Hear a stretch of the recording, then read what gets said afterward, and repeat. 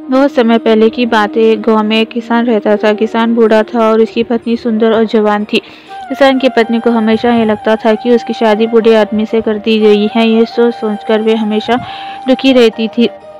एक दिन उस गाँव में कहीं से एक ठग आया और उसने किसान की पत्नी को देखा तो वह सब समझ गया कि ये स्त्री अपनी पत्नी से प्रसन्न नहीं है। ठग किसान की पत्नी के पास आकर बोला, सुंदरी तुम बहुत सुंदर हो, मुझे तुमसे प्यार हो गया है और मैं तुम्हारे साथ अपना जीवन बिताना चाहता हूँ। क्या तुम मेरे साथ मेरे घर चलेगी? इस किसान की पत्नी ठग की बातों में आ गई और अपने पति को छोड़कर उसके साथ जाने के लिए तैयार हो गई। दोनों ने भागने के लिए समय तय कर लिया। ठग ने कहा, तुम्हारा पति तो बूढ़ा हो गया है, वे धन का क्या करेगा?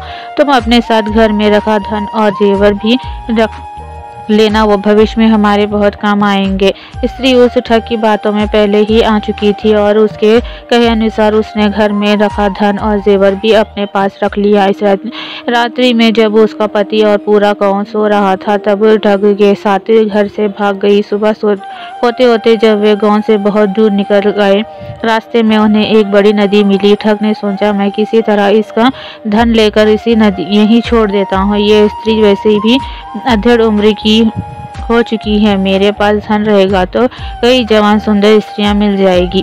नदी को देखकर ठग बोला, प्रिय इतना सारा धन देकर हम नदी को पार नहीं कर सकते। पहले मैं इस धन को नदी के पार ले जाकर किसी सुरक्षित स्थान पर रख देता हूँ, फिर तुम्हें भी नदी पार करवा दूंगा। किसान की पत्नी उससे पहले ही ठग की बातों में आ गई थी। इस बार भी उसने बिना सोचे समझे ठग को धन की गठरी दे दी और वहीं बैठकर उसके आने का इंतजार करने लगी। बहुत अधिक समय बीत गया परंतु ठग नहीं लौटा।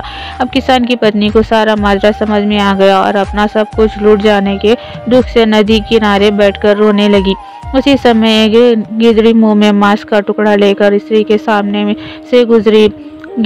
गिदड़ी ने को नदी में एक बड़ी सी मछली दिखाई दी। गिदड़ी ने मछली पकड़ने के लिए उस पर झपटा मारा। मछली उछलकर दूर चली गई और गिदड़ के मुंह में रखा मांस का टुकड़ा नदी में गिर गया और तेज धार में बह गया। ये देखकर किसान की पत्नी गिदड़ से बोली, अरे तू तो अपनी मूर्खता के कारण मांस के टुकड़े और मछली दोनों से हाथ धो बैठी। किसान की पत्नी की बात सुनकर गिदड़ी ने जवाब दिया, अरे मूर्ख, तू तो मुझसे भी ज्यादा बेवकूफ है। तू जो अपने प्रेमी के लिए अपने पति को छोड़कर आ गई और वो तेरी धन दौलत लेकर तुझे छोड़कर चला गया। तू तो घर की रही ना घाट की। इस कहानी से हमें शिक्षा मिलती है कि कभी भी छोटी मोटी बातों को लेकर अपनों को धोखा नहीं देना चाहिए, अन्यथा कहीं के नहीं रहते।